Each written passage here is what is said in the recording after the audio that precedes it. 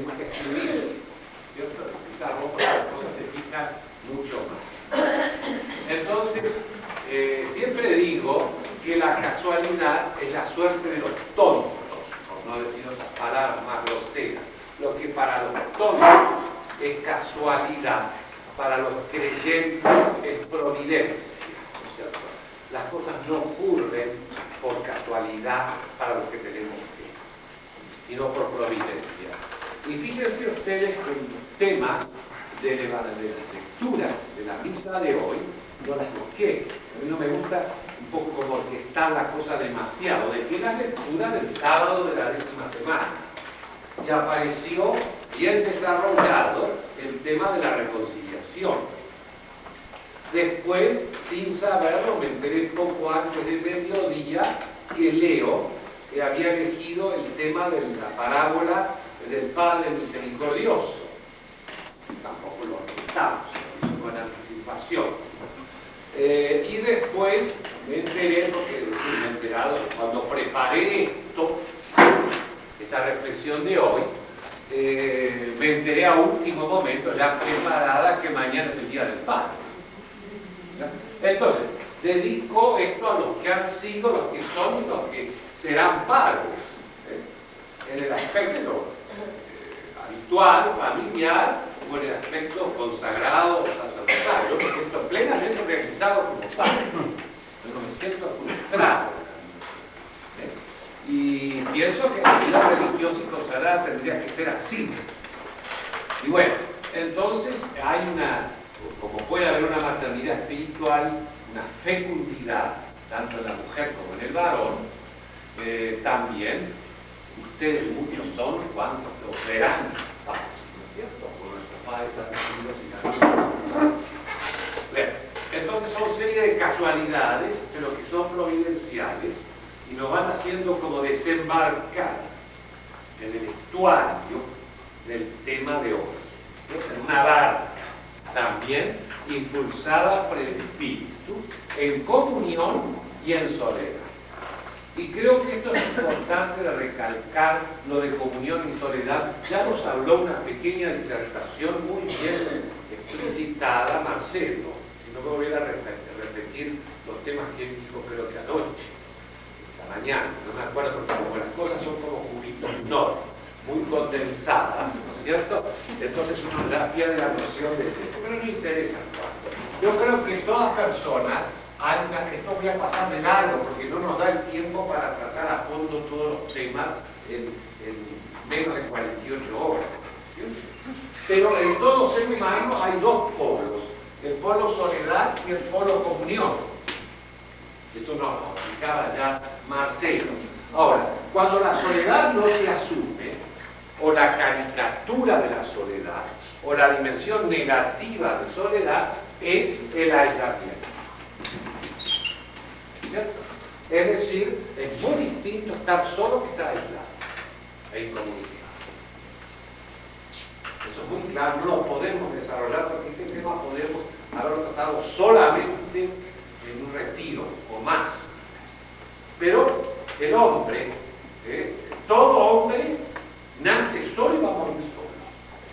Por más que esté acompañado de la mujer, la familia, los hijos, presidiendo su propia muerte, como es diría, muy bien, pero la muerte es algo que se arregla solas entre el hombre y Dios.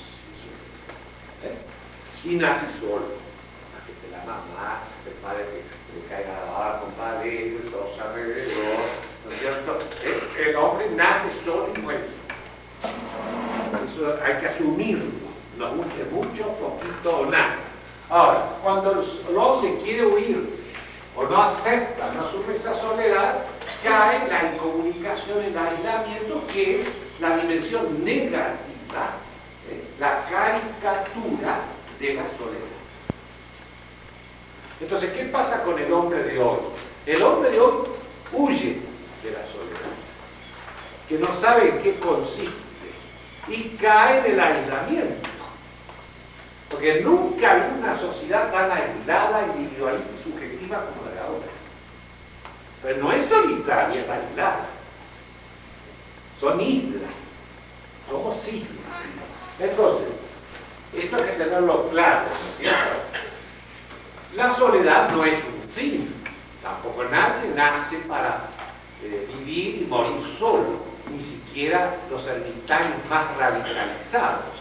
El hombre es un ser social, es un animal social.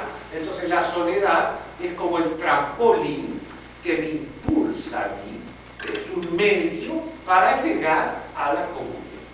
Entonces, si yo asumo mi soledad, respeto la del otro, ¿cierto? Aunque me duele y me cuesta, va a ser, digamos, como el trampolín que me incentiva y motiva hacia la comunión, la comunidad. Si yo no quiero actuar así, en vez de terminar en comunión con Dios y con los hermanos, voy a acabar en lo que pasa en el mundo de hoy. El mundo de hoy es un mundo, yo digo todos, ustedes no son, no tienen esos problemas, yo hablo de otros, ¿no es cierto? De la ruta para la fe. Pero que el problema del hombre de hoy va a ser que al caer en el aislamiento no va a terminar en la comunión. Entonces tenemos esos amigos, vamos a hablar de la amistad, porque hay mucha gente joven. Por ejemplo, va a buscar en el amigo o en la amiguita el otro yo, la identificación, o la posesión, o la absorción del otro o de la otra, sea novio, sea amigo, sea esposa, sea esposa. Y eso es contra natura. Entonces, buscando salir de la amistad, ¿qué va a caer? Va a caer la masificación. Entonces, hoy tenemos las grandes masas que en vez de comunicarse por el corazón, se comunican por los pies. El hombre de hoy está aislado y huyendo del aislamiento cae en la masificación. Porque no asume su soledad, no es consciente de ella, no respeta la del otro, la de la otra, eso aún en los matrimonios va sumidos. Hay una zona en donde no entra el otro y la otra, que es el lugar donde está el misterio de Dios, hasta para el propio protagonista. Entonces es inútil apretar el acelerador a fondo, porque llega a 140 y no pasa ahí. ¿Cierto? Porque ahí entra ese espacio libre que hay que respetar profundamente, que es el misterio del otro, de la otra. ¿Entiendes? Entonces, aún las personas, el matrimonio más unido, los amigos más íntimos, los hermanos también más amigos, van a encontrarse que hay una zona donde el otro, donde se prende una luz roja, donde entra el misterio del otro. Eso vamos a volver mañana. Pero lo interesante es tomar conciencia que si no se asume la soledad como medio, porque no tenemos vocación de solitarios, si no se toma como un medio para la comunión, desde la fe, en nuestro caso en Cristo, que vivió estos mismos procesos, se cae en el aislamiento y la masificación. Entonces, tenemos un trapito atrás, ¿cuál es para el orador? Realmente sí, acá está. Entonces, dejamos solo la soledad, que es lo que hemos estado procurando, digamos, es una palabra que sucede en Paraguay, procurando asumir la que cuesta mucho toda una vida, no se asume en un mes. Soledad de la pareja, soledad del joven, soledad del matrimonio, soledad de la viuda, del viudo, del separado, del homosexual, de la lesbiana. Hay un montón de problemas de soledad en el mundo. No podemos verlos ahora. Pero de todas maneras, si nosotros asumimos la dimensión positiva de la soledad, vamos a decir, ¿para qué la soledad? Para muchas cosas. No vamos a tratar todas ellas, pero una de ellas es la soledad para escuchar la palabra. Para nosotros creyentes, ¿no es cierto? Porque si yo me pongo en el obelisco, me va a resultar mucho más difícil escuchar la palabra que si yo me encierro en mi pieza o me siento por acá un ratito, como lo han dicho seguramente ustedes, uno voy a la capilla.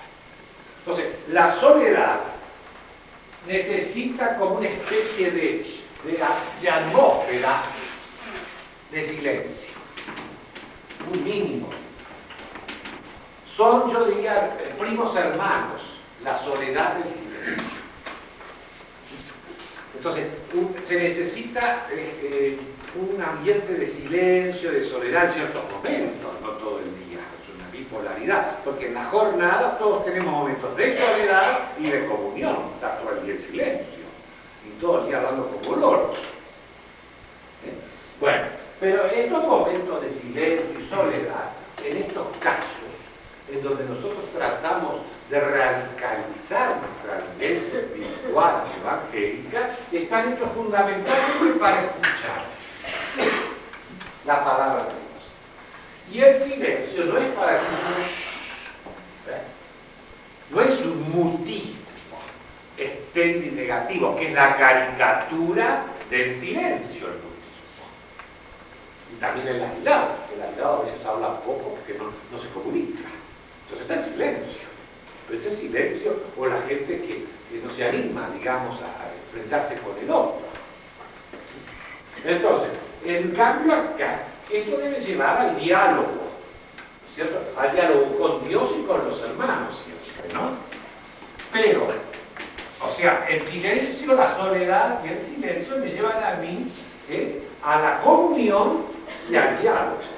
Con Dios, oración, y con los hermanos, fraternidad. Ahora, entonces, yo necesito de momentos para la ruña, para la escucha de la palabra. Este es el factor soledad. Para eso yo necesito, como decíamos esta mañana en homilía, ¿no es cierto?, encontrarme conmigo mismo. Conócete a ti mismo, decían ya los filósofos, Sócrates. Pero si yo solamente sin fe me conozco a mí mismo y no tengo la fe cristiana, viene la de fe. ¿No es cierto? Porque el autoconocimiento nos muestra. Yo hace unos pocos días, hace muy poco, tuve un muchacho de 25 años, anónimo, tantos que pasan por el monasterio. Un personaje con un sueldazo en un banco, licenciado en economía, estudia además, qué sé yo, otras cosas más. Toca la guitarra, compone, dejó una poesía para el monasterio. Tiene esos tipos que de todo. Pero si no tienes un corazón así, mejor dicho, una cabeza así, una hidrocefalia, un corazón chiquito para amar. Sos pura cabeza, en el sentido de que sos un intelectual, todo lo racionalizás, pero no lo pasás por la parrilla del corazón. Entonces, y él escribió una poesía muy linda sobre el silencio. Pero el silencio sería una experiencia muy linda en él, que terminaba llorando como una criatura. Este muchacho, por ejemplo, tiene un montón de valor, pero sí, el silencio, simplemente un mutismo, me dice, yo soy tímido, no me puedo comunicar. Eso no es silencio. Eso es timidez, o cortar el carácter, o aislamiento, pero entendámonos que es silencio. El silencio está solamente para escuchar. Yo me callo para medir mis palabras, como decía ayer Marcelo, pero sobre todo para escuchar las tuyas. Yo no voy en primer lugar a hablarte, sino a escucharte. El único que toma la dimensión o la iniciativa para hablarnos es Dios. Dios habla al hombre. Lo interpela con una palabra que es Cristo. ¿No es cierto? Pero si no, ¿no es cierto? Nosotros tenemos que ir pensando por Dios a escuchar a un Dios que nos interpela a través de una palabra, porque no es un Dios mudo. Es un Dios que se comunica y que quiere entrar en diálogo con el hombre. Estas cosas, yo insisto, las repito un poco porque tenemos muy poco tiempo y quiero dejarles como conceptos, ¿no es cierto?, importantes para la vida, porque esto se aplica a distintos lugares y esto es aplicable a todo ser humano, todo bicho que camina. Esto no es para los bosques, para los curas, para todos. Entonces, si yo estoy solo y en silencio, es para escuchar la palabra de mi hermano o la palabra de Dios. No es simplemente callate, no hagas ruido, que está hablando la siete. Es otra cosa. No es el silencio teológico, el silencio evangélico al que nos estamos refiriendo. Bueno, entonces, esto esto es lo que nos hace desembocar en lo que estamos viviendo hoy, con las limitaciones del caso que se dan en las mejores familias.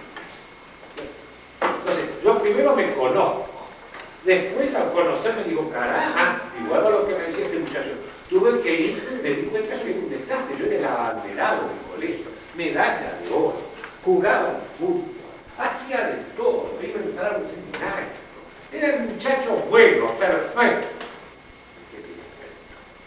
Pero un día me di cuenta que eso era pura carne. Que adentro mío había todo un zarambí. Más que papá, se había hecho como esos actores que interpretan el papel de Hamlet, por ejemplo, que de tanto interpretar el papel se identifican con el personaje, ¿eh? Y bueno, era un muchacho bueno para todo, pero un día empezó a mirar hacia adentro y descubrió que había cosas no tan buenas dentro. Esta es la excusa.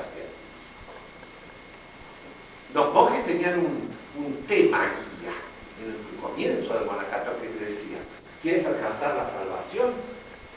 Bueno, no acúsate a ti mismo y no juzgues a tu hermano. Esa era la manera de salvarse el monje. Acusarte a vos mismo y no juzgues a tu hermano. Con eso te salvarás. ¿Cierto? Estamos en esta línea, acúsate. Pero no basta. Porque estamos en una línea puramente negativa. No podemos estar todos diciendo, ay, yo soy así, porque no fui de otra manera.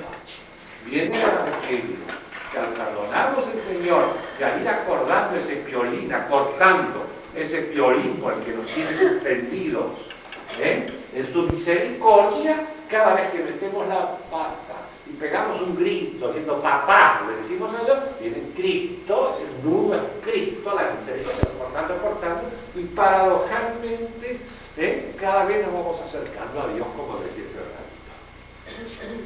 ¿Cierto? Bien. Entonces, es para escuchar la palabra.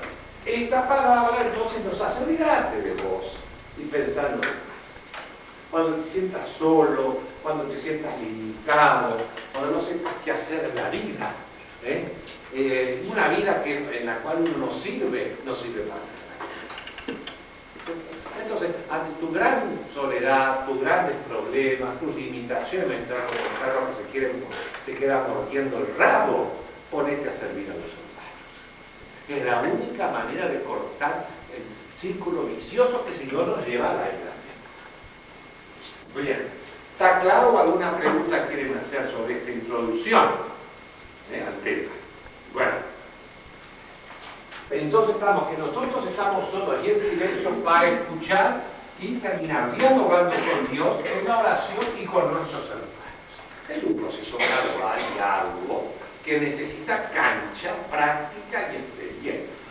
Porque uno, para sentarse a leer a veces la Biblia, es como si tuviera hormigas en el traste. ¿Cierto? No aguanta mucho tiempo, hay que tomar un tiempo. El hombre es un animal de control. Hay que familiarizarse, acostumbrarse a manejar la palabra de Dios sobre todo. Porque el error de otras épocas era que los manejábamos con privilegios, ritos piadosos, biografías de santos, muy subjetivos, que nunca dejaban que eran muy comprensibles. Hoy no. ¿No es cierto? No se concibe un cristiano con un compromiso real que no esté acostumbrado a dialogar con la palabra de Dios. Hecha tinta, que es la Biblia, o hecha letra, ¿no es cierto? Con la palabra de Dios hecha carne, o hecha sangre, que es la Eucaristía, y con la palabra de Dios hecha hermano, que es la fraternidad. Entonces, esto les digo porque hoy, o luego, o mañana, o en su vida diaria, tienen que enfrentarse con la palabra de Dios. Eso implica un cierto silencio y una cierta soledad. De lo contrario, quedamos como enanitos espirituales, en el infantilismo espiritual, que nos hemos quedado, como ustedes han visto que muchas veces ha pasado con nosotros, que somos como de primera comunión, nos quedamos con el catecismo. Y tenés gente de 40, 50 años experta en computación y qué sé yo, en todas estas cosas nuevas que hay hoy en día, ¿no es cierto?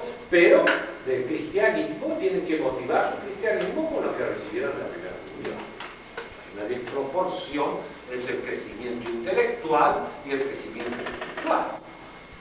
Y eso pasa porque hay una especie de vacío, digamos, en cuanto al encuentro con la palabra de Dios. Entonces, esto ya está más o menos claro. Vamos a dar un paso adelante. ¿Qué hago yo con la palabra de Dios? Yo me aburro, no entiendo nada, es un plomo. Bueno, yo le diría, en primer lugar, lo que tendría que hacer todos los cristianos, sobre todo ya los más jóvenes que recién empiezan, hay que ver como la guía del teléfono, puede decir cosas prácticas, toda la vida, aunque no se entienda nada, como si fuera la guía del teléfono.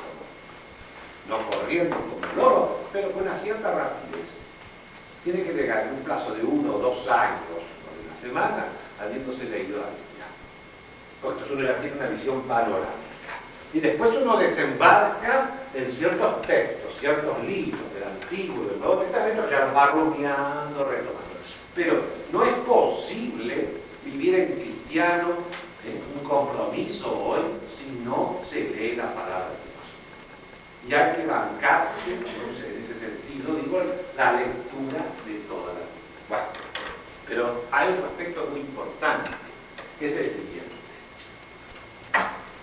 Fíjense ustedes, cuando yo me encuentro con la palabra, yo les voy a dar unos textos, pero ustedes pueden agarrar los que quieran. Debe haber una hojita hoy en cada charla, las 3 charlas que vamos a tener, que no son apuntes. Es una sola hoja por conferencia, en donde hay los temas, es una hoja guía, que hemos visto en la charla. Los temas. Entonces, en una hoja ustedes pueden tener una visión muy panorámica. No soy de hablar mucho y escribir un poco. Cortos. Entonces, ustedes pueden ver los temas principales que hemos tratado. Pero el trabajo lo tienen que hacer ustedes. Buscar algún texto, leerlo, acostumbrarlo, rumiarlo, orarlo. Entonces, ¿cómo se pueden enfocar esta situación? ¿Cómo pueden ustedes enfrentarse con la palabra? Les voy a dar un ejemplo así concreto. Después vamos a desembocar en un ejemplo y en homenaje al Día del Padre. Pero antes tenemos que ir a todo el procedimiento que les puede servir para toda su vida. Entonces, nosotros nos encontramos con la palabra. Si vos agarrás, por ejemplo, cualquier texto del Evangelio, Pancho, ¿qué pasa? ¿Qué te pasa? ¿Qué hacemos cuando abrís la Biblia? Lees un texto. Y ese texto, contesta lo que quieras. Si no se leo. Realmente. ¿Cómo hacemos? Leo cortito. Muy bien. ¿No ven? Y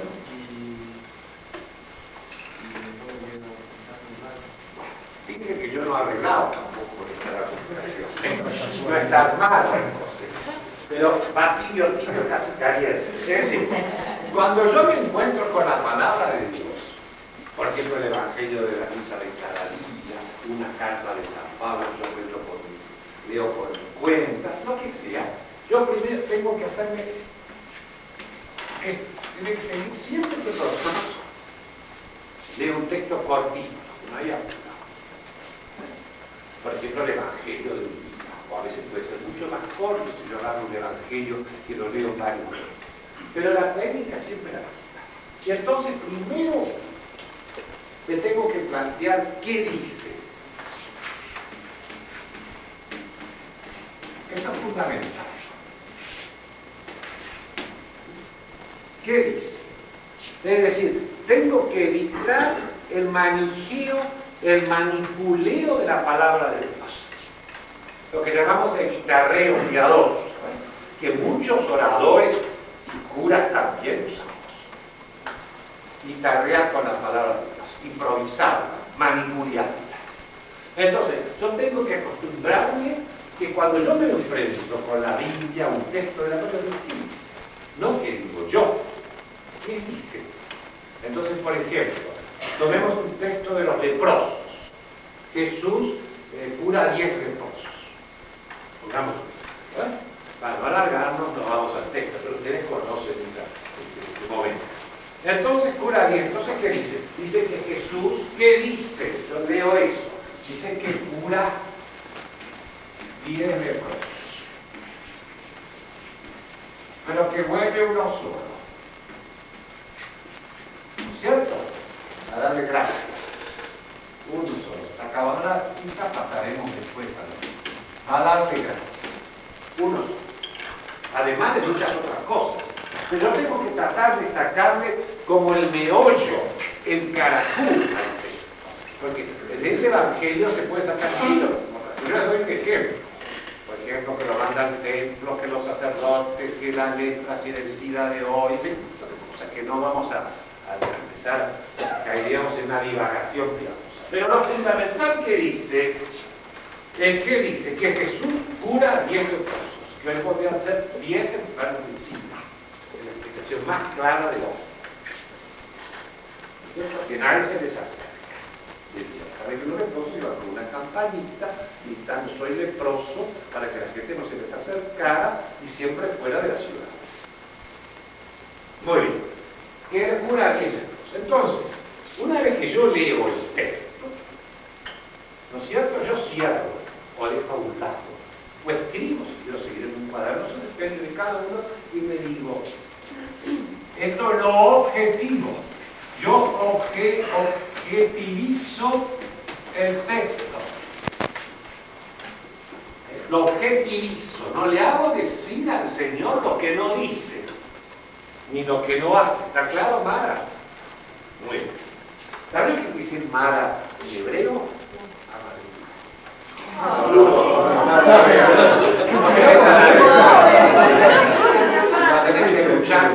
Tiene razón.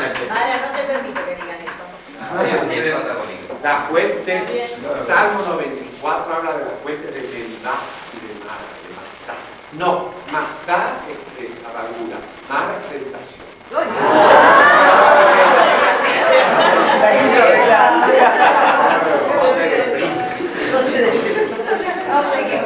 Éxito en Florida. Bueno, es un sobrenombre muy raro, pero ahí es nombre. Pero acá también es nombre.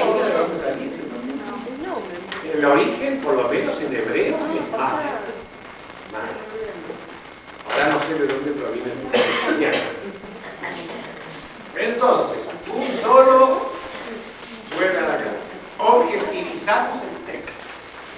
El texto entonces nos dice que Jesús cura a 10 leprosos, que yo hago el traspaso enseguida, enfermos de SIDA, por ejemplo, y que uno solo viene a darle gracias, solo uno es agradecido. Entonces, ya con la objetivización del texto, yo paso al segundo paso. ¿Qué me dice? Ahora sí lo subjetivizo.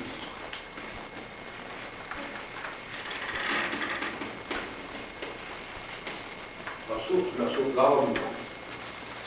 Es decir, ese Cristo que cura a 10 leprosos, que es lo que dice el Evangelio, ¿qué me dice a mí? Que a nunca me curó, o muchas veces me curó. Y que yo nunca o muchas veces he sido ingrato. Entonces, lo pongo, soy un ingrato. Pongamos. Entonces, me quedo con eso, con la lepre. No me quedo. Porque entonces quedaríamos, conócete y acúsate. Viene el tercer paso. Y el tercer paso consiste en ¿qué? ¿Qué dice? ¿Qué me dice? ¿Qué le digo? ¿O qué le respondo? Es decir, viene el compromiso. Concreto. ¿Qué significa esto? Muy bien, Señor. Vos me has curado, yo soy humillado. Voy a realizar hoy, en este día, un gesto de gratitud con vos. Que me haya dado una mano. Puede ser un gesto, una palabra, una sonrisa, pero yo voy a realizar un gesto. Entonces, ahí yo actualizo y encarno la palabra. No quedamos simplemente en la reflexión piadosa sin compromiso. Yo voy a hacer por un hermano mío, por un amiga, un amigo, una familia, persona familiar, o quien sea, voy a hacer un gesto de gratitud. Entonces, al día siguiente, cuando yo retomo este mismo texto antes de pasar a otro, yo evalúo si verdaderamente esto se realizó en mí. Este es un enfoque que hay que tenerlo siempre, ¿okay?, cuando uno se encuentra con la palabra de Dios. No sé si está claro. ¿Quieren hacer alguna pregunta antes de seguir adelante? ¿Se entiende? Sergio, ¿te despertaste ya? Bueno, entonces ahora vamos a pasar a, ya con estos presupuestos de soledad, silencio, pero motivados con criterios y parámetros evangélicos, que desembocan en la escucha de una palabra que dice algo, que me dice algo y que respondo de alguna manera, entonces hay un compromiso con la palabra. De lo contrario, yo vivo en un mundo totalmente alienado, desencarnado, sin compromiso. Es decir, esto nos lleva a que el cristianismo nuestro nos exige comprometer la palabra de Dios que hemos escuchado con el amor y con Dios a través de Dios. Bueno, con estos presupuestos, ahora pasamos al tema de fondo, digamos. Pero ustedes ven que hay que ir por pasos. Yo les trato de sintetizar para que les quede lo más claro posible. De todas maneras están esos temas que están en esa hojita guía que quedan al final para que no surgeen antes. Por eso que va a haber que sigan tirando. Bueno, entonces, con estos presupuestos entramos en un tema, les voy a dar un ejemplo. Y este ejemplo está tomado de dos textos que personalmente, a través de un proceso de reflexión, lo que nosotros llamamos la lección divina, pero que es la lectura de la palabra de Dios, meditada, de rumiada, de silencio, con estos criterios, y que cualquier cristiano puede hacer, ¿no es cierto? Y que tendría que tener todos los días un momento, que sea 5 minutos para hacerlo, 10 minutos. Entonces, yo les voy a dar dos ejemplos relacionados con la paternidad. Paternidad, ya que mañana se va a celebrar el Día del Padre. Entonces, como dicen que el Padre no nace, sino que se hace, ¿no es cierto? Y los que lo hacen fundamentalmente son los hijos, que enseñan a ser padres. La madre se nace. Entonces, parece que el Padre se hace, no sé si será verdad. Pero de todas maneras vamos a hablar de los padres. La historia de los padres. Un padre del Antiguo Testamento,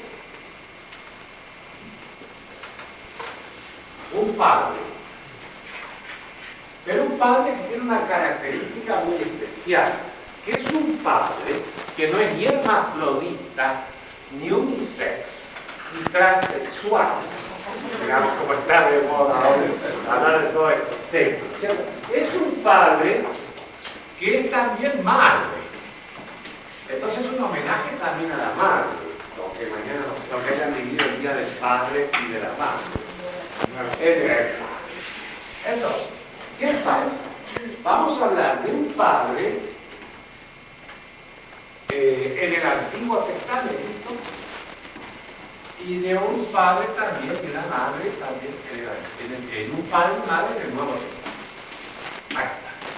Y hemos elegido un libro que es el libro de Tobías, en el Antiguo Testamento.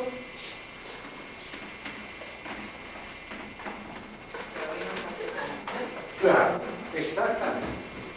Y en el Nuevo Testamento, en el capítulo 15, el Padre Misericordioso, porque es más llamada la parábola de los dos, del hijo pródigo, porque el protagonista de esta parábola no es el hijo, es el padre. A lo más se podría decir la parábola de los dos hijos, porque son dos parábolas. La primera parábola que podría funcionar sola es la del padre y el hijo menor. Y la segunda parábola es la del padre y el hijo mayor. Por eso es bueno, supongo que muchos de ustedes la han vuelto a leer, la hemos escuchado y la pueden releer ahora con la óptica que vamos a tener en esta reflexión. Porque la palabra de Dios da para mucho, no da solamente para decir, uno ya la leí, y en cuestión de explicación. Tenemos Leo, Pedro, cualquiera, Juan Pérez, que hace su explicación. ¿Alguien me quería preguntar algo recién? No. Bueno, entonces, Tobías es el padre, digamos, es un padre que tiene,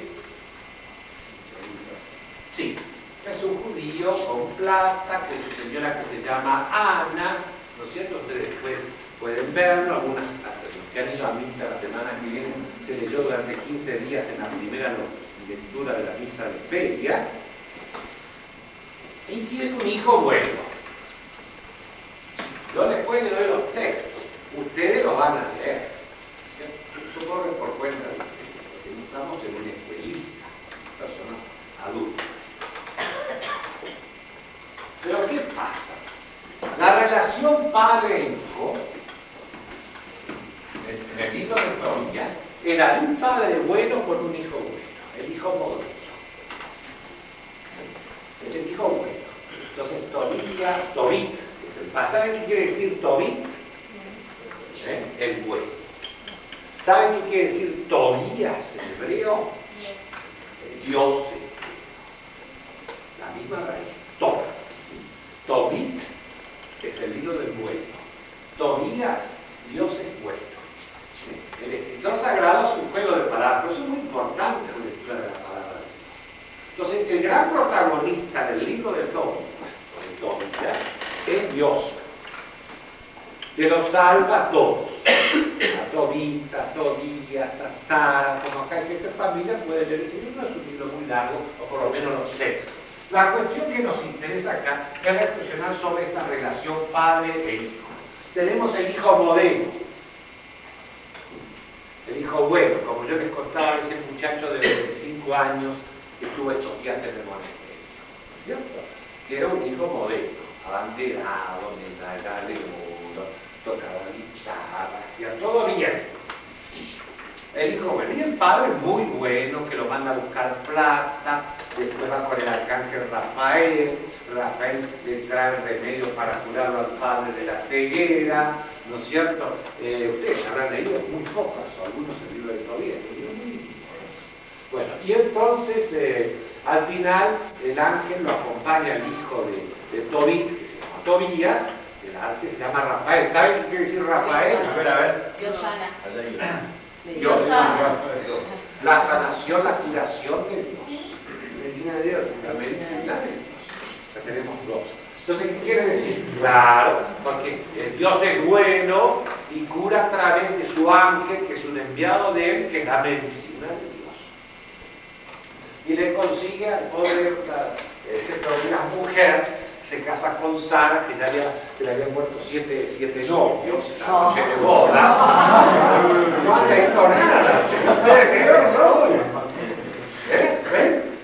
Bueno, sí, fue una niña que parece que tenía muy mala suerte. Y entonces le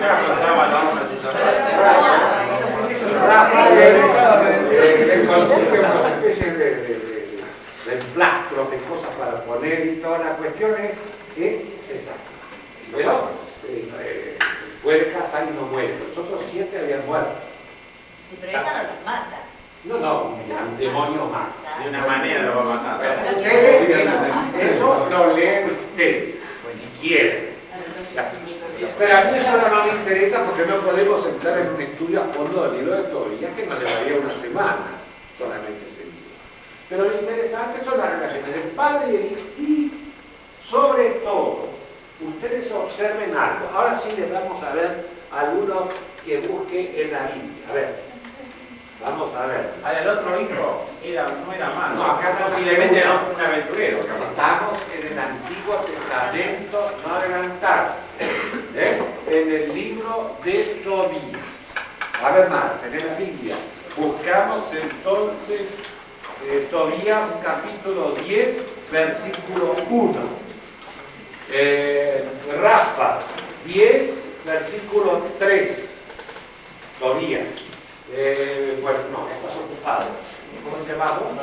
Mariano, Tobías, capítulo 10, siempre versículo 7.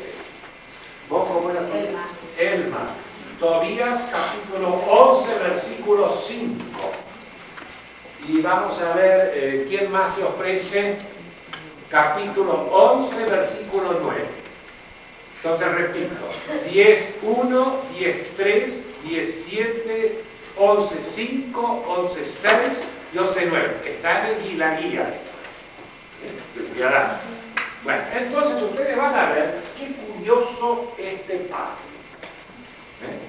Fíjense que es un padre que se comporta en donde hay un padre y una madre, ¿no? La reacción del padre la van a ver ustedes por su cuenta, pero a mí lo que me interesa más hoy es que ustedes vean la reacción del padre y sobre todo de la madre que se llamaba Ana. Bueno, empezamos con Mara, creo, la primera, ¿no? Tobías 10.1, fuerte. Versículo 1. Apenas terminó de invocar al Dios de Israel con todas estas palabras. 10, capítulo 10, versículo 1.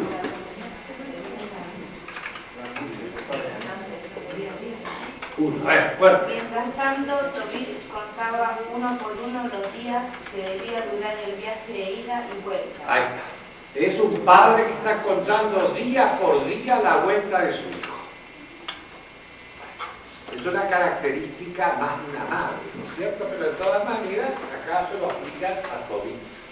Evidentemente acá no estamos con padres transexuales ni nada, pero ustedes presten atención a estos detalles que enriquecen mucho el tema que vamos a ver. Bueno, ¿quién le toca el 10.3? Lee fuerte. Y comenzó a preocuparse. Fuerte. Y comenzó a preocuparse. Ana, su mujer, decía. Pero todavía empieza a preocuparse, ¿no? De que el hijo no vuelve. ¿Y qué le dice la mujer? Mi hijo ha muerto, ya no está entre los vivos. Se puso a llorar y a lamentarse por su hijo diciendo, qué desgracia, hijo mío. Yo te dejé ir a ti la luz de mis ojos. Bueno, ese es 10.3, se puso a orar por el hijo. Bueno, ahora, ¿quién tiene 10.7? Tobías 10.7, ¿a quién le toca? Dale, Mariano. Pero ella replicaba, déjame, no trates de engañarme, mi hijo ha muerto. Y todos los días salía a mirar el camino por donde se había ido su hijo, porque no se fiaba de nadie. Ya está. Todos los días iba al camino para ver si llegaba su hijo. Muy bien. Ahora 11.5. ¿Quién tiene 11.5? Ana estaba sentada con la mirada fija en el camino por donde debía volver su hijo. Dos actitudes típicas de una madre, ¿no? Lloraba que se le había muerto, contaba al padre los días, ella estaba con la mirada fija en el camino, salía a esperarlo, a ver, esperando contra toda esperanza. Eso es toda la caracterología, ustedes bien lo saben, de una madre sobre todo. No excluye al padre, pero es algo más típico sobre todo. Muy bien, veamos ahora el otro texto, 11 creo que 6, ¿no? ¿A quién le toca? No, yo 11.5 tenía. 11.5. Ya lo leíste. 11.6. ¿Quién tiene 11.6? ¿Nadie? A ver, Nicolás. Tuvo la corazonada de que él venía y dijo... 11.6.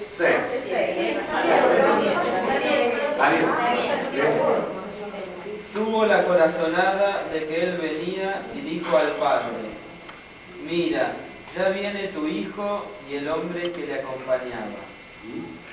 Nada más. Sigue. Rafael iba... Entonces, presintió que venía el hijo. ¿Ves? Todas las intuiciones de una madre. Y veamos el 9. ¿Quién tiene el 9? Sí. La madre corrió a echarse al cuello de su hijo diciendo, Ahora sí que puedo morir porque te he vuelto a ver, dijo mi hijo. Y se puso a llorar. Bueno, hay que ver toda la caracterología entonces de la reacción de esta madre y del padre frente al hijo que ha pasado mucho tiempo y que creían que había muerto y que retorna felizmente gracias a los buenos oficios de la medicina de Dios, que es el arcángel Rafael. Muy bien. Entonces, esto es en el Antiguo Testamento. Fíjese qué importancia aquí. Además, está todo el libro con todos los otros temas que lo vamos a analizar. Con esos textos, ahora vamos a pasar al Nuevo Testamento. Y vamos a ver otro padre. Entonces, otro padre, pero este padre tiene dos hijos. El menor, y es Lucas 15, y el mayor. Yo le voy a hacer primero una pregunta, a ver quién se anima a contestar.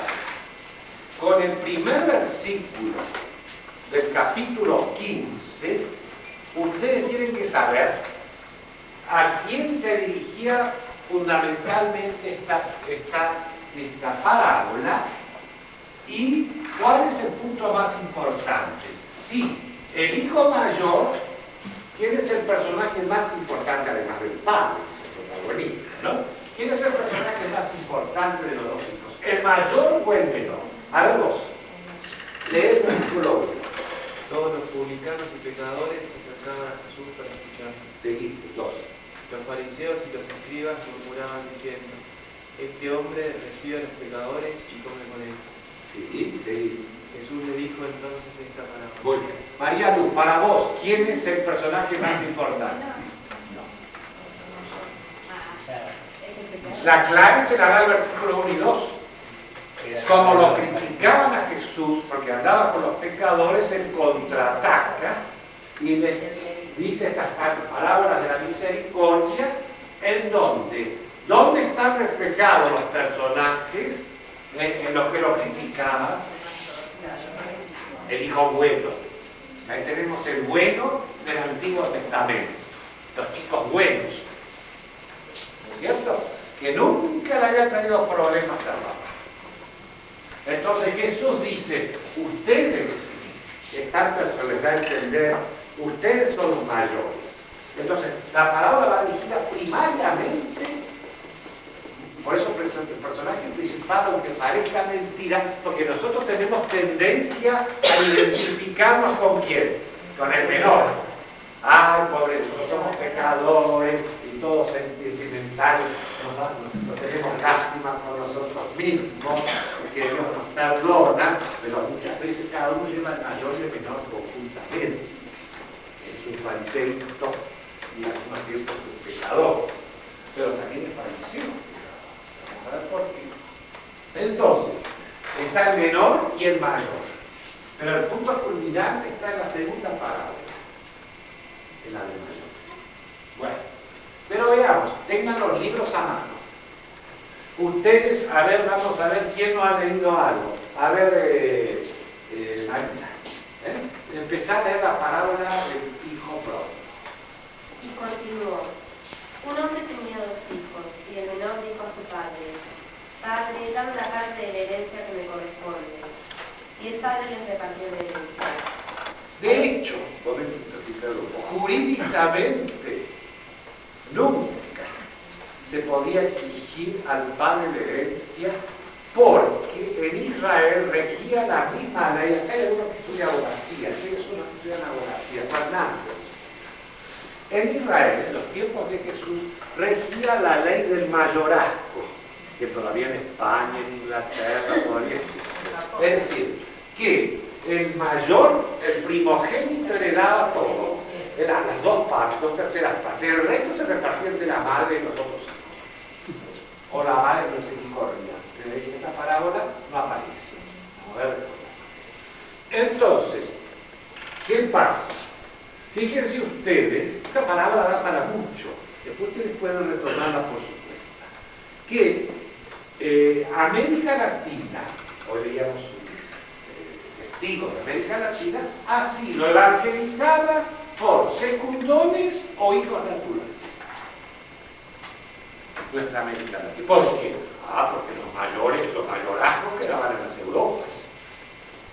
Heredaban el castillo, el título, el principado, el ducado, y los otros había que ubicar a las mujeres en los conventos o casarlas, por decreto de ley, ¿no es cierto? Se las casaba, porque eran familias muy numerosas, se las metía en conventos, sin vocación, y ahí no voy a dar.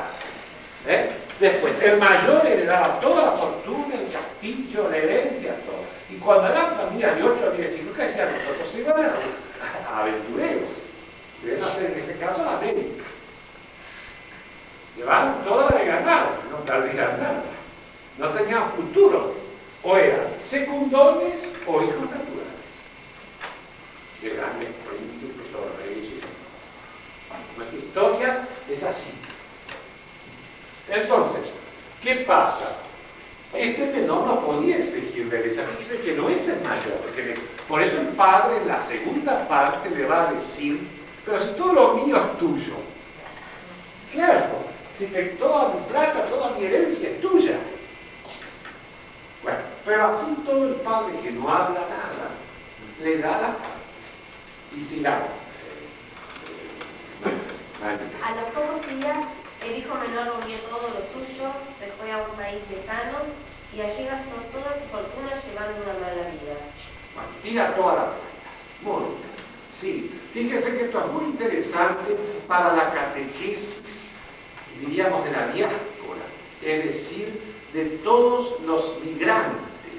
Acá hay de bolivianos, peruanos, miserias, bolivianos, chilenos, paraguayos, toda esa gente, ¿no es cierto?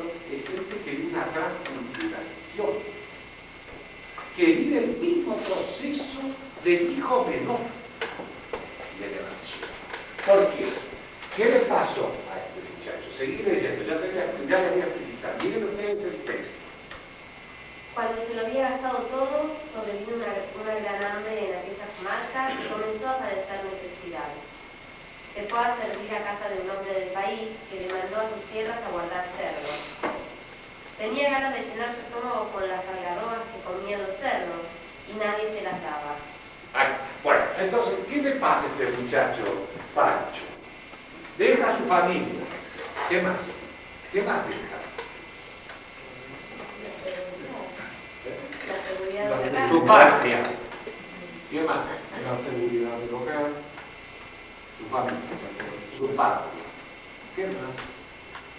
Es lo que le pasa a los sudacas, ¿no? Nadie le da bolilla. Decía a los extranjeros, turcos, moros, latinoamericanos que van a Europa, a España, que les llaman sudacas en España, porque ¿qué le pasa? Nadie le da bolilla. Es decir, él tenía hambre, pero nadie le preguntaba si tenía hambre, que se la arreglara. Pero además de dejar su familia y su patria y ser un verdadero extranjero, deja Nicolás Su identidad.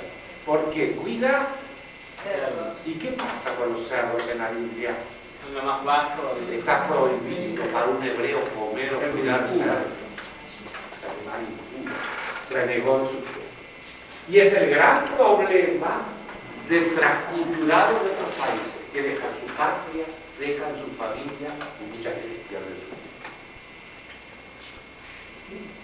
Eso sería como para reflexionar sobre toda la problemática de un mundo en que hoy se calcula que 200 o 300 millones de personas continuamente se van desplazando buscando trabajo, techo y comida por el mundo.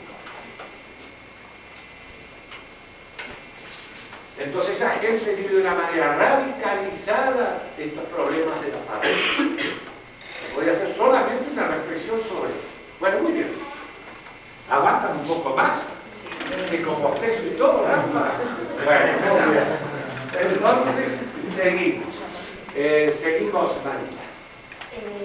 Entonces, reflexionando, dijo: Bueno, este volvió así, dijo, ¿ves? Este está reflexionando, ¿ves? Muy bien. ¿Cuántos jornaleros de mi padre tienen pan de sobra y yo aquí me muero de hambre? Volveré a mi padre y le diré: Padre, he pecado contra el cielo y contra ti. Ya no soy digno de llamarme hijo tuyo. Tenme como a uno de tus jornaleros. Se puso en camino y fue a casa de su su padre. Muy bien, punto. Fíjese qué interesante. ¿Cuál es la motivación, Alberto, por la que vuelve el hijo pródigo a su casa menor? ¿Cuál es el motivo? ¿Qué te parece a vos? ¿Por qué vuelve? Sí, porque extraña algunas cosas y... ¿Qué extraña? Sí, un poco las comodidades que tenía y no... Y sobre todo, es un pancita. No vuelve porque ofendió al padre. Vuelve porque tiene hambre. Si no hubiera tenido hambre, seguramente que no volvería. Y eso ustedes dirán, qué escándalo, no, hermanas y amigos, porque es la motivación por la cual habitualmente nosotros volvemos a Dios, cuando nos va mal en alguna cosa. Ahí sí nos volvemos a Dios. Y es un consuelo porque ya está en la luz. Es decir, él vuelve porque tiene el estómago vacío. Y como es un hombre que se da cuenta que ha metido la pata, ¿no es cierto? No tiene pretensiones. Si con tal que me debe comer, yo me voy como un peor. Y entonces, ¿no es cierto? Bien, vamos a borrar esto para mantener el suspenso mientras ustedes siguen viendo. Va clara la cosa, ¿no? Bueno. Pero después esto es fruto de la lectura, de mi propia experiencia. Esto no se saca solo del cuchillo. Vamos a seguir hasta las 5, ¿se puede seguir hasta las 5? Sí. Entonces, ¿qué es lo que ocurre? Este personaje que nos representa a nosotros, que hace toda clase de macanas, por decir otra palabra, y cuando está sin nadie, nadie le da bolilla, entonces decide volver, y cuando vuelve, así se hay más agua caliente. No, entonces cuando decide volver, viene sin condiciones, pero ya tiene su machete listo, su papelito con excusas, el que va a decirle al padre que se aprendió el sermoncito: Padre, pecado contra el cielo y contra ti, te mato.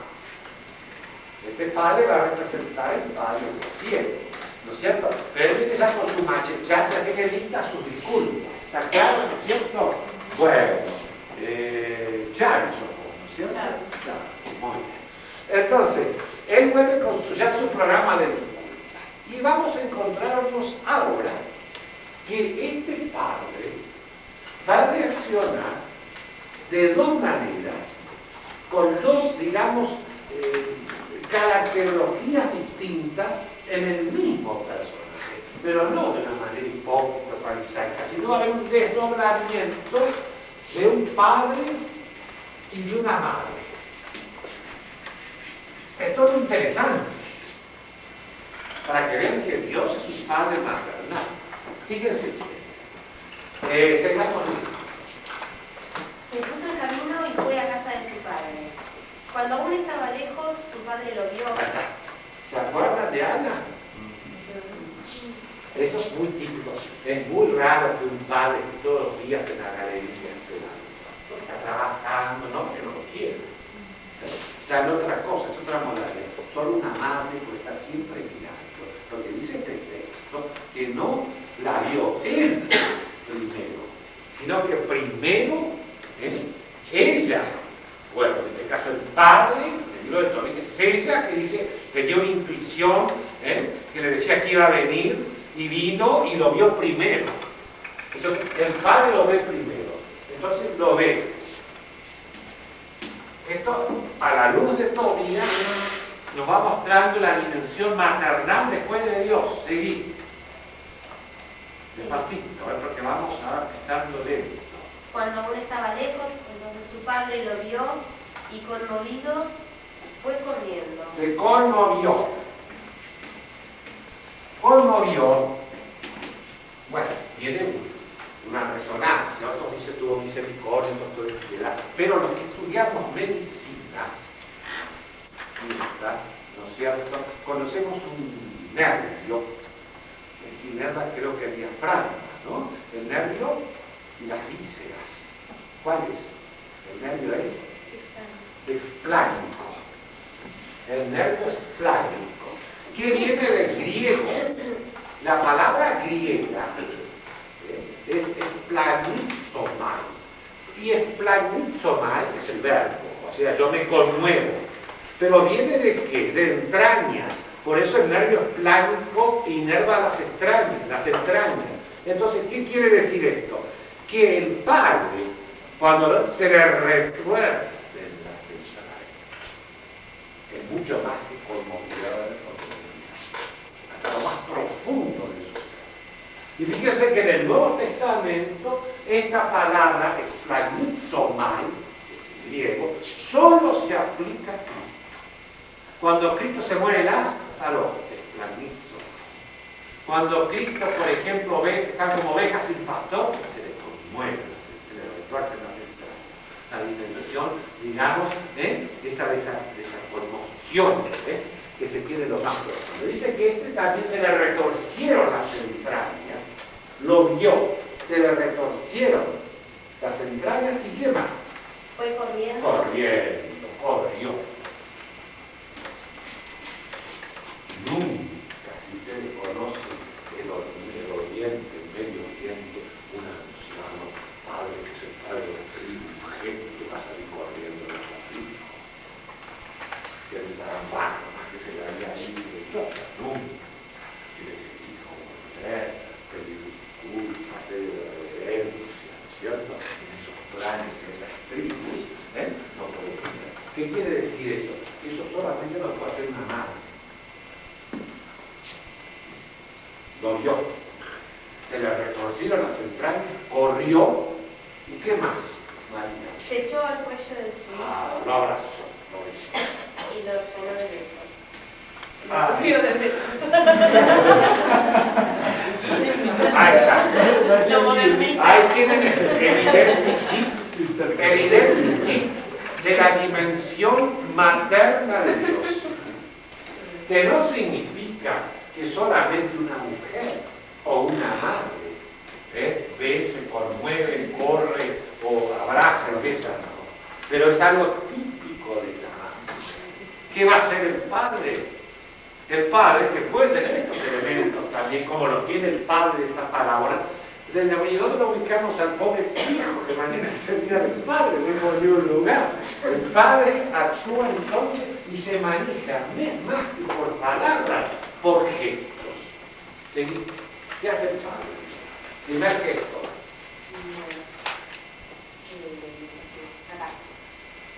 Bueno, el hijo comenzó a decir, sí. Padre, he pecado contra el cielo y contra ti. Ya no soy digno de llamarme hijo tuyo. Pero el padre dijo a sus criados, sacad inmediatamente el traje mejor y ponédselo. Ropa, huésped y honor. Hoy en día, esto sonaría un viejo reblandecido, gagá. Con todo lo que ha hecho, ha gastado las plata, se ha gastado todo afuera y todo, y viene acá, y todavía no. Ustedes saben que en el Oriente, como la vida era muy nómade, había espacios muy grandes, no existían los aviones como hoy, y todos los medios de transporte y de comunicación, cuando llegaban huéspedes, y eso entronca con la tradición monástica, era una teofanía, o sea, una manifestación de Dios. Se recibía a Dios como Dios, al huésped como Dios, como a Dios. Y en la regla de San Benito, que hoy hemos leído en el comedor, se pasa de la teos es Dios, ainos es demostrarse, de un Dios que se muestra, que se manifiesta cuando nos visita, a veces pasaba un año sin ver a nadie. Cuando llegaba una persona, un huésped, tales así que en un perímetro no se lo podía ni perseguir, ni matar, ni hacerle nada. Cuando se llega el huésped, es Dios. Tal es así que hay un libro, en el libro del Génesis, no vamos ahora a ir a eso, ustedes pueden buscarlo, me pueden preguntar, yo no puedo ayudar a buscar, está la famosa historia de Lot. Lot es hermano de Abraham, sobrino de Abraham, ¿no? Y entonces vive en Sodoma. Y los tres ángeles de Yahvé, ¿no te acuerdas de ese texto? ¿Qué pasa con tal? Sí, vamos a pensar. No lo venía a dar con más. Van a avisar ¿Qué va? Que va a la ciudad. Sí. ¿Y qué pasa? Muy bien, seguí. ¿Te acordás algo más? ¿Qué pasa? Pasó un asunto bastante feo. Sí. ¿Qué pasa? Bastante cabrón. No, pero hoy en día, el McDonald's. Lo de Sodoma, la gente de Sodoma quería que saquen a los ángeles para Exacto. Fíjense, ahí viene la sodomía, todas las problemas. Pero nosotros estamos acostumbrados a ver la parte sexy de eso, porque hemos estado con todas las partes, el texto lo vemos siempre, ¿no es cierto? Pero lo fundamental que es el texto no es la parte bien, ¿cierto? Tal es así que Lot está desfavorido, porque ha recibido esos 3 ángeles que son la presencia de Dios, y la gente le grita de la puerta que le abra la puerta de su casa, él los ha hospedado y les dé a esos ángeles para acostarse, violarla con ellos. Entonces Lot le dice, no puede ser, este es un huésped, tomen a mi hija. La mentalidad machista de esa época. Tomen a mi hija, pero no a un huésped. Pero fíjense la dimensión sagrada, no sabemos, pero la dimensión sagrada del huésped, que después va a tener continuidad en la regla de San Benito, cuando se va a decir que el huésped es una cristofanía, es Cristo que se manifiesta. En el Antiguo Testamento es Yahvé que se manifiesta, en el Nuevo Testamento ya es Cristo que se manifiesta en el huésped que llega al monasterio. Entonces, ¿qué pasa? Job dice, no, de ninguna manera, yo no las voy a abrir. Entonces los ángeles dicen, vamos, escapemos, no, y se escapa él con toda su familia antes que el pueblo se venga encima. Así termina la historia de Job, de los no. Bien, entonces, ¿pero qué pasa? Huésped o no. Era la hospitalidad algo muy sagrada. Entonces, un gesto que hace el padre no dice muchas palabras. El padre lo viste como huésped de honor. Tal es así que en el caso de las personas más importantes o más adineradas, había muchísima ropa para vestir a la gente. O sea, un signo de deferencia al huésped era que llegara, se cambiara y se lo vestía con ropa de honor.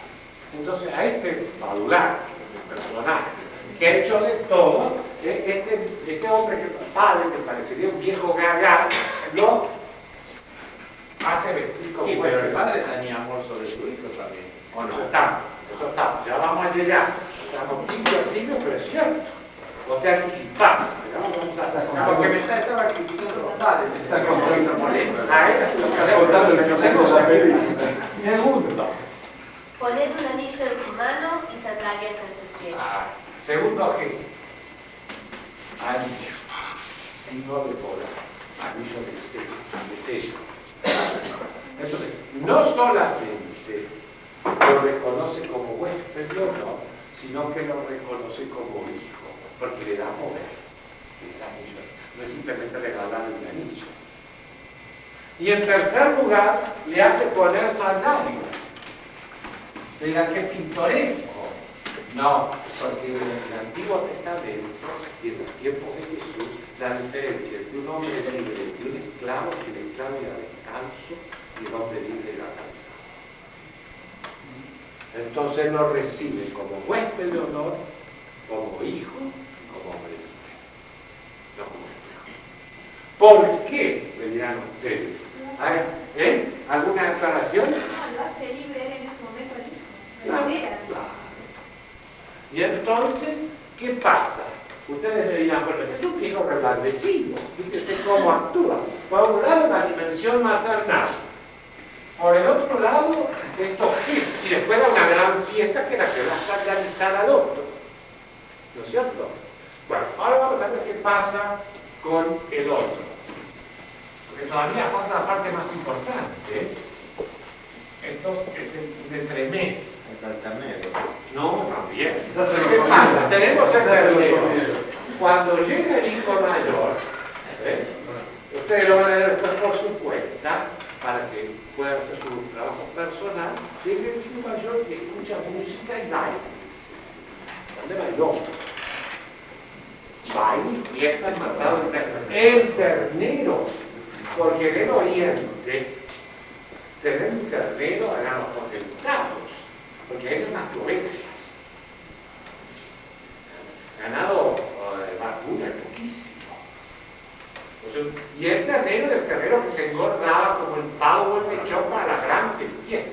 Así que era un disparate matar el ternero para este carambana que volvía. Entonces hace matar y hace fiesta y baile.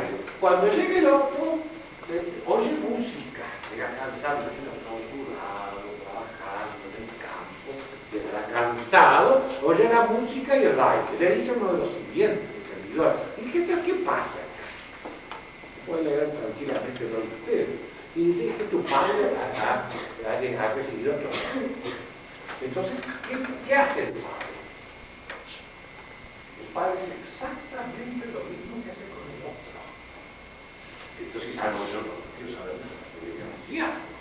El padre que hace santa lo va a buscar al mayor. Y entonces el mayor le dice, pero ¿qué dice? ¿Cuál es la motivación del mayor? El ternero. Le dice, vos te han dado un ternero, le has dado un ternero, para que sin vergüenza. Y a mí ni siquiera he dado, después usted me ha dado un cabrito. La misma motivación pancista del hermano. Y ahí con los padres dicen, pero déjame de bromar, todo. Pero quiere decir que él, el estar con su padre, no lo ha llevado a un diálogo, una amistad, una comunión. Él ha trabajado como un empleado, porque en ese momento se le queja de que nunca le dio un cabrito para comer con los amigos. Entonces él dice, pero caramba, le dice, si lo tuyo es mío, y lo mío es tuyo. Entonces sale. ¿Y qué pasa? Es la única parábola inconclusa del Nuevo Testamento. No sabemos si entró. Es la última llamada misericordiosa de Dios aún a los fariseos que lo criticaban. Los invita a entrar aquí. No sabemos si el hijo mayor entró. Es una palabra muy confusa. Ahora, vamos, ven qué interesante, pero esto viene de leer, no de estudiar también, de leer la palabra de Dios. Y esperar que no termine. Entonces, no termina la historia porque no sabemos qué pasó con el mayor. Pero vamos a ver por qué actuó el padre así y por qué actúa Dios así. Fíjense esto que interesante. El padre, ¿cuál es la característica de un padre y de una madre? Responsables. Responsables. Se habla de la paternidad de madre, la paternidad responsable de los padres de familia, pero Dios es padre y madre responsable. Él. ¿Cuál es la característica? En primer lugar, se es padre o se es madre porque se tiene capacidad de dar vida.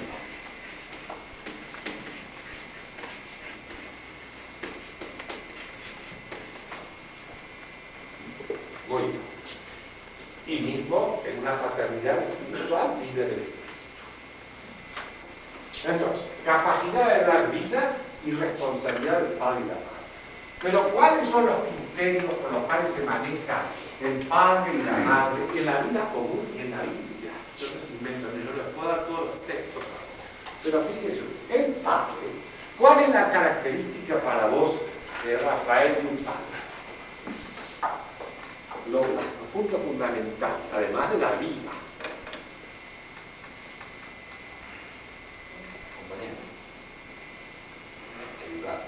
Educar a confiar. Muy bien, gracias.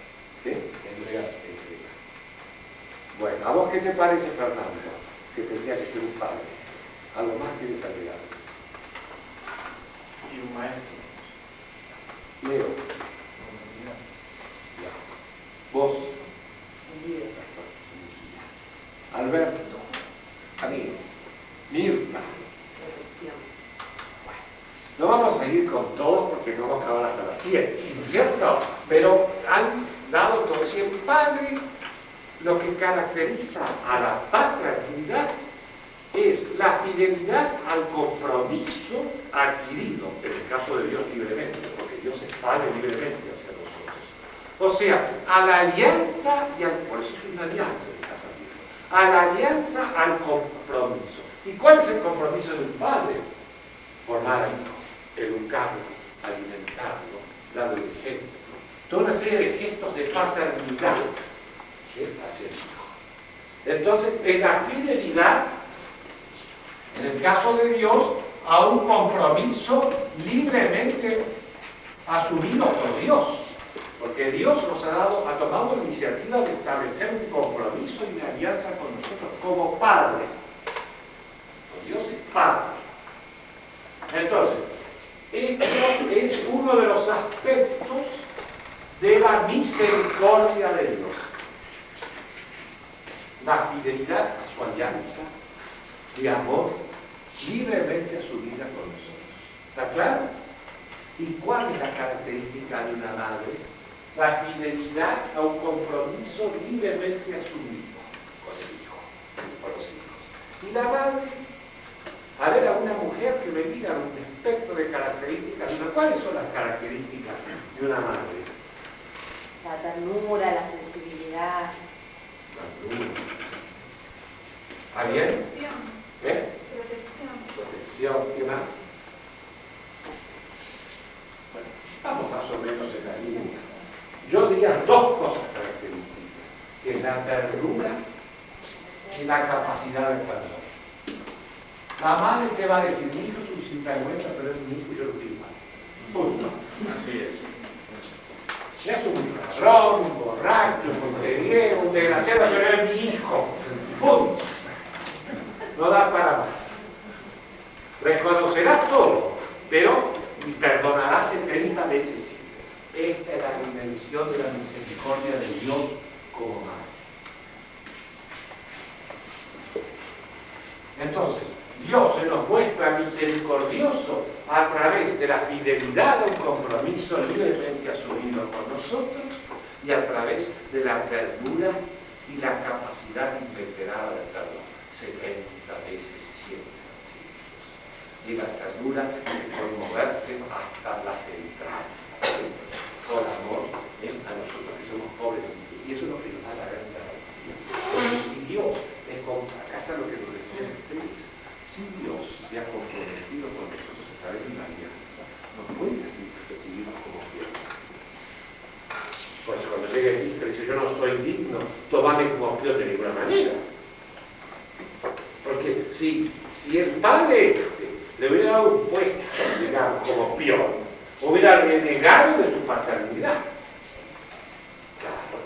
Él tiene una alianza, o sea, Dios, aplicado a Dios, a partir del bautismo, no podrá renegar jamás de su paternidad hacia nosotros, por más sinvergüenza que nosotros seamos, siempre será nuestro padre. Ese es un gran consuelo y la gran tranquilidad. No nos puede rechazar y tomarnos como peones, como esto. No. Y a su vez, como madre, la capacidad inveterada de perdón. Daría para mucho más, pero no quiero alargarme. Yo voy a, después si hay alguna duda, algo, pero creo que ustedes, esto es para orientarlos en el tema. Digamos, si alguna duda